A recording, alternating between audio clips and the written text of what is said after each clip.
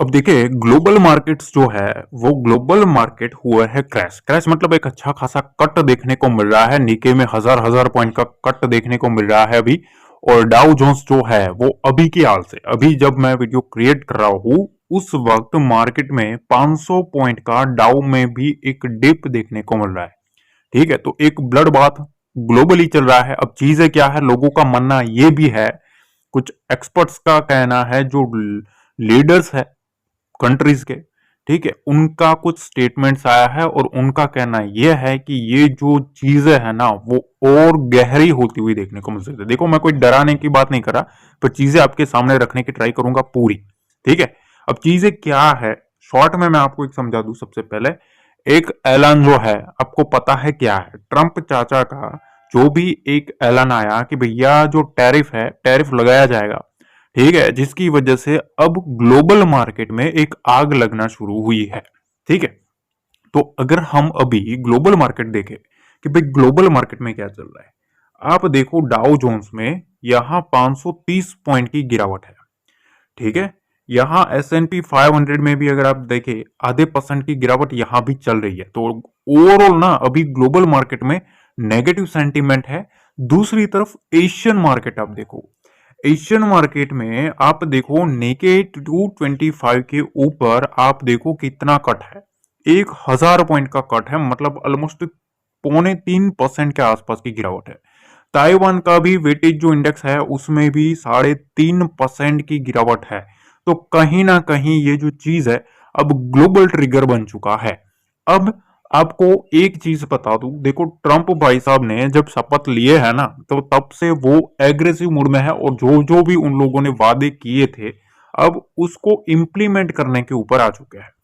अब एक खबर निकल के आई है, ये खबर मार्केट में एक और डायरेक्शन दे सकती है। अब ये चीज क्या है, देखो China to propose restoring 2020 phase one trade deal with US. भैया ये बड़ी चीज है। अब ये क्या है, आसान शब्दों में समझाऊं, चाइना क्या कर रहा है भैया, फिर से शुरू करना चाहता है ट्रंप भाई साहब के साथ 2020 का जो फेज वन का जो ट्रेड था, जो डील हुआ था यूएस मार्केट से। ठीक है, अब ये डील क्या था, मैंने काफी छान कर बहुत कुछ मेहनत करके सारी कुछ चीजें लाया होगा, इस लाइक जरूर कर देना ताकि आपका सारा डाउट क्लियर हो जाएगा।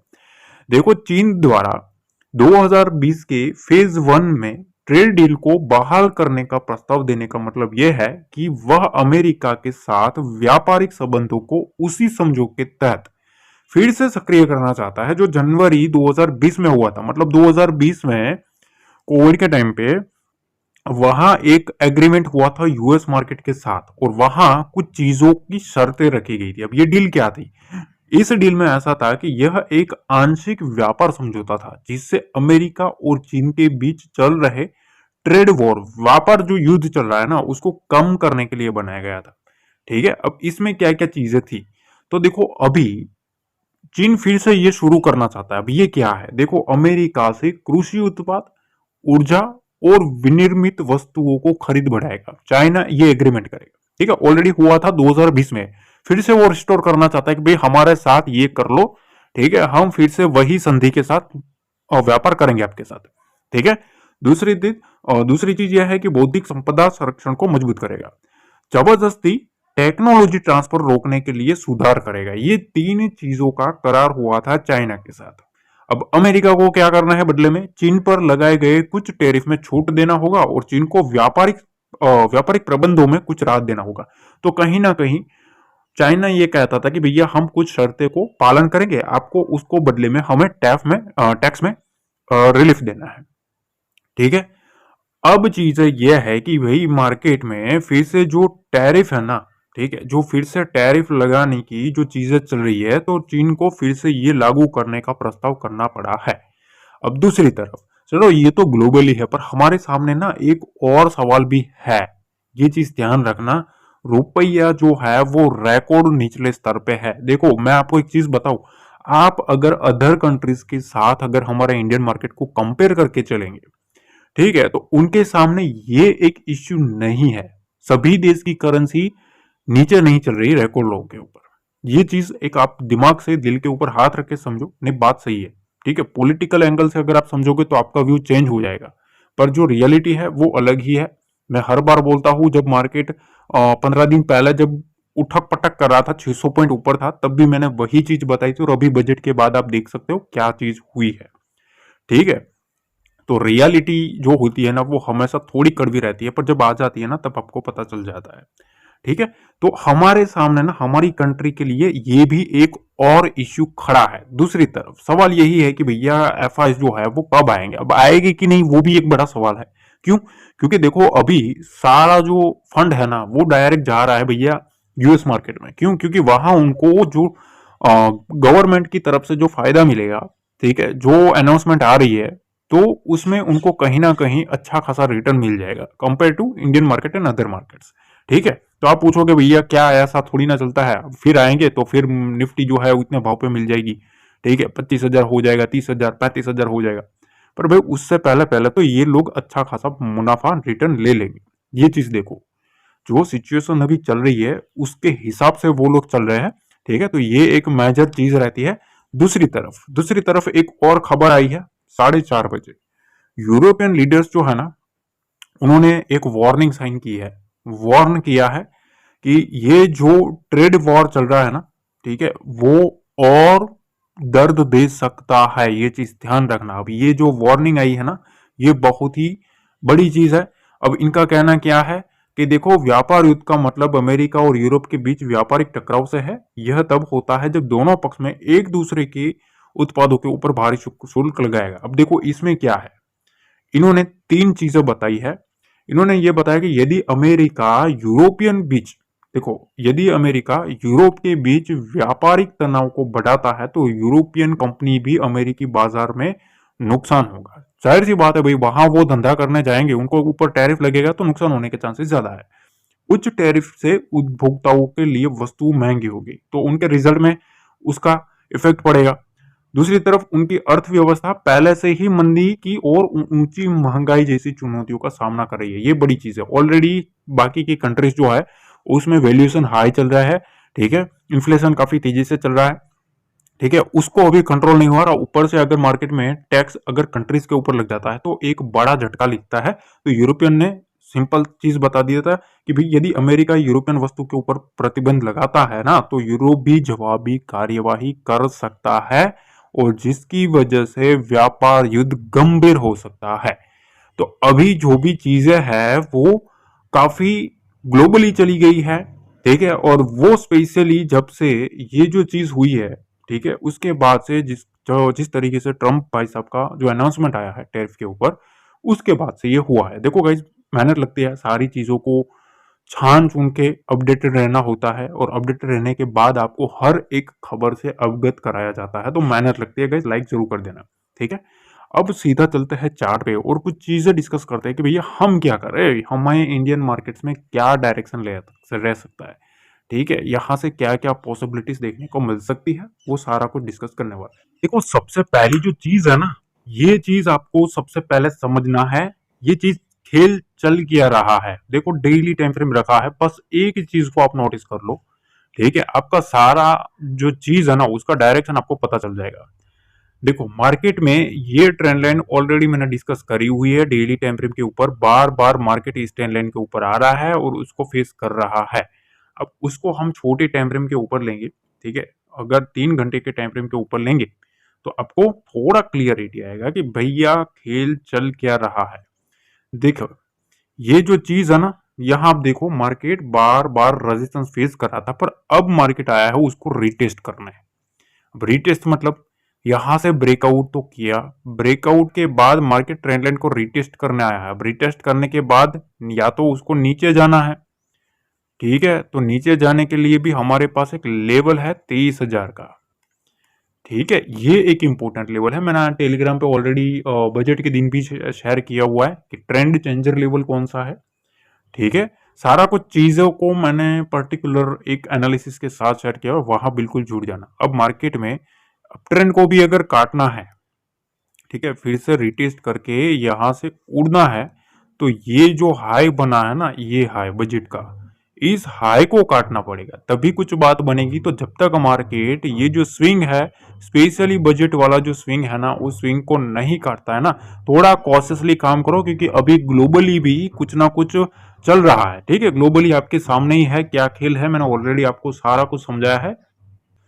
अब देखिए निफ्टी में ना सबसे पहले चीजें कुछ पर्टिकुलर जो है उसको आपको समझना पड़ेगा। ठीक है, अभी देखो मार्केट में ये जो रेंज है ना, वो मेरे ख्याल से एक ट्रैप जोन बना है। ठीक है, आप देखिए 1 बजे के बाद से मार्केट को एक स्विंग करवाया गया, उस स्विंग के बाद मार्केट को टोटली रेंज में रखा गया। जाके देख लो भाई, कल मैंने आपको क्लियर बताया था एक साइकोलॉजिकल लेवल के आसपास मार्केट को रखा जाएगा, रखा गया। ठीक है, दूसरी तरफ मैंने बताया था कि मार्केट को साइडवेज रखा जाएगा, उसका लॉजिक समझाया था कि अब बड़े प्लेयर्स को चाहिए डाटा, और जब तक मार्केट में स्ट्रॉन्ग डाटा नहीं बनता है तब तक कोई ट्रैपिंग नहीं हो सकती। बड़ा प्लेयर्स हमेशा ओपोजिट चलता है, ये चीज ध्यान रखना। ठीक है, और उसको चाहिए डाटा, डाटा का जितना वो इस्तेमाल करता है उतना मार्केट में वो किसी का भी नहीं करता, ये चीज ध्यान रखना, डाटा को ही उसको घुमाना होता है। ठीक है, तो डाटा अब जितना स्ट्रॉन्ग बनेगा, क्योंकि बायर और सेलर दोनों को बुलवाएगा, उसके बाद किसी एक साइड के स्टॉप लॉसेस को हिट करवाएगा। ठीक है, ये चीजें चलती है। अब देखो यहां मैं आपको एक अपना व्यू रखूं, देखो सबसे पहले तो 23,390 का लेवल कल के ट्रेडिंग सेशन में ना, इस लेवल के ऊपर सस्टेन होना काफी जरूरी है। इसके ऊपर सस्टेन होए तो पहली चीज तो 23,430 एक मेजर लेवल है, ये चीज ध्यान रखना। इसके ऊपर एक विंडो है, वो विंडो काफी काफी इंपोर्टेंट है। देखो अभी यहाँ इसके ऊपर ना ये सप्लाई एरिया है, ये चीज ध्यान रखना। ठीक है, ये सप्लाइंग जोन है, मतलब यहाँ सप्लायर बैठे हुए हैं, असली जो सप्लायर है वो इधर बैठा है। ठीक है, मतलब सप्लायर जो है, डिमांड एंड सप्लाई, उसमें सप्लाई इधर खड़ी है। अब मार्केट में 23,430 से लेके 23,455 का लेवल, ये लेवल होल्ड करना बहुत ही ज्यादा जरूरी है अगर बुल्स को मार्केट में कंट्रोल लेना है तो। इसके ऊपर होल्ड करते हैं तो भी 50 पॉइंट मोस्ट इंपोर्टेंट रहने वाला है, ये चीज ध्यान रखना। 23,500 का लेवल, 23,500 के ऊपर निकला ना, तो फिर जो बुल्स है वो मार्केट में स्ट्रॉन्ग बनते हुए देखने को मिल सकते हैं, ये चीज ध्यान रखना। तो जब तक मार्केट इस रेंज को नहीं काटता है, मेरा जो पर्सनल व्यू है वो अलर्ट रहने का है। सिंपल तरीके से मैं बता रहा हूं। ठीक है, नीचे की साइड ना देखो ट्रैप जोन कौन सा है, 23,320 से लेके 23,390, इसके बीच में ट्रैप जोन है। हो सके उतना सेफली रहना ही बेटर रहेगा, क्योंकि इनको चाहिए डाटा, और डाटा होने दो। ठीक है, इसके नीचे भी आता है तो यहां से हमें 23,290, 23,260 का जो रेंज है वो मार्केट में ओपन हो सकता है। असली जो चीज है, असली अगर मार्केट में बिकवाली भी आनी है तो 23,220 का जो लेवल है, मेरे ख्याल से ये रेंज जो है इसके आसपास एक डिमांड खड़ी है। ठीक है, ये डिमांड अगर कट जाती है तो वो सप्लाई में कन्वर्ट हो जाएगी, ये चीज ध्यान रखना। इसके नीचे मार्केट रहता है तो फिर मार्केट में एक जो डिप है वो डिप पॉसिबल है, वहां से 23,100 और 23,000 तक का, ये चीज ध्यान रखना। ठीक है, फिर एक और नई डिमांड आएगी, तो ये चीज रहती है। अगर वहां भी कोई भी डाटा रहता है तो मैं आपको डेफिनेटली टेलीग्राम पे अपडेट करता रहता हूँ, वहां आपको बिल्कुल जुड़ जाना है, बिल्कुल फ्री रहेगा। ठीक है, तो ये रेंज है, ये चार्ट भी शेयर कर दूंगा आपके साथ। ठीक है, डोंट वरी, टेलीग्राम से जरूर जुड़ जाना। अब देखिए बैंक निफ्टी के बारे में बात करें तो बैंक निफ्टी में सिंपल सा एक मैं आपको फंडा बता रहा हूँ, 49,200 का रेंज। ठीक है, और ऊपर की साइड 49,380 का रेंज, ये इसके बीच में मार्केट में एक ट्रैप जोन खड़ा है, ये चीज ध्यान रखना। इसके बीच में ट्रैप जोन है, थोड़ा कॉशियसली ही मार्केट में चलना चाहिए। 380 के ऊपर जाता है ना, तो यहां से एक 100 पॉइंट का स्विंग मेरे ख्याल से बैंक निफ्टी में ओपन है 49,489 तक। पर अब चीजें क्या है, देखो असली जो खेल है ना वो 49,489 का जो रेंज है, इस लेवल को सस्टेन करना चाहिए।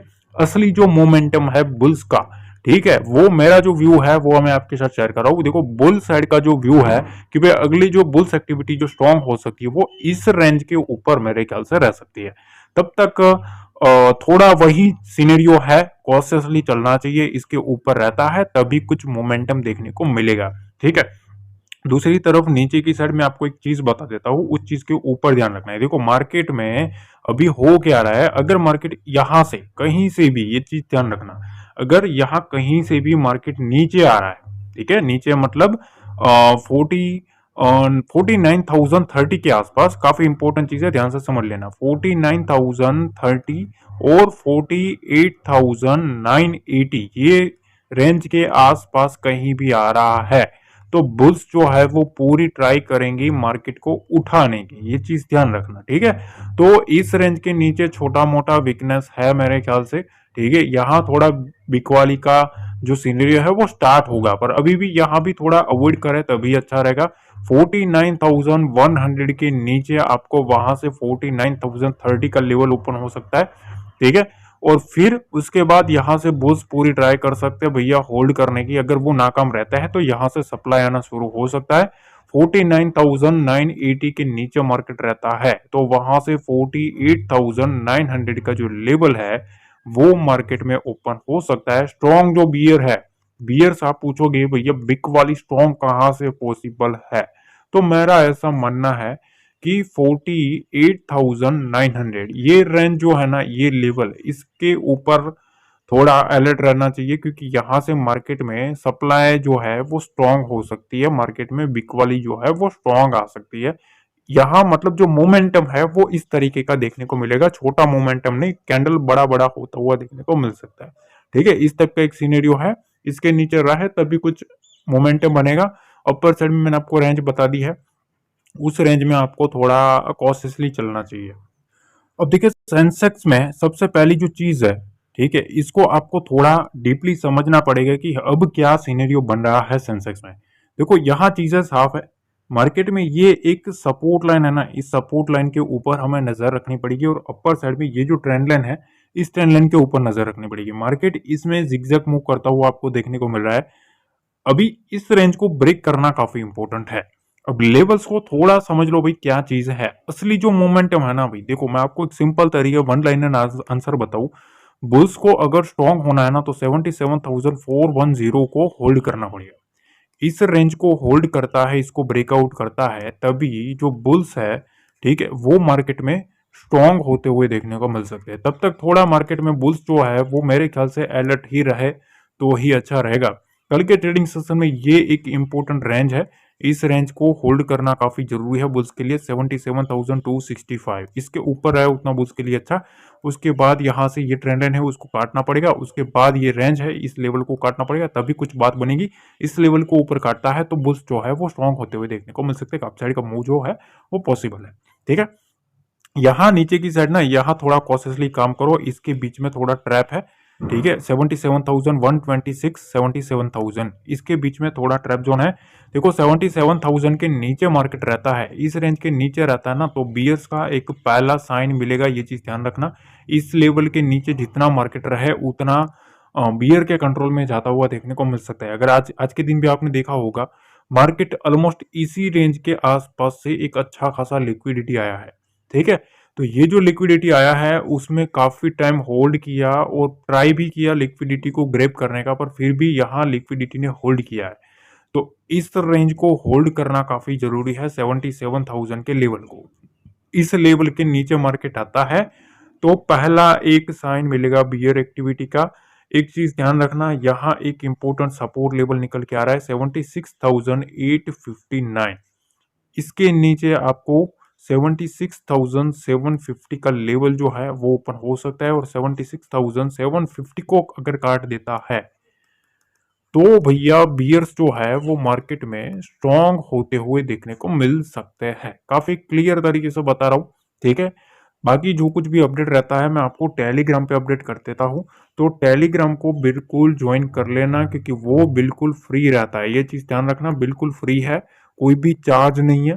ठीक है, और ओरिजिनल ऑफिशियल टेलीग्राम से ही जुड़ना है आपको। ठीक है, लाइक जरूर कर देना, शेयर कर देना। मिलता है अगले वीडियो में। जय हिंद, जय भारत, जय माता दी।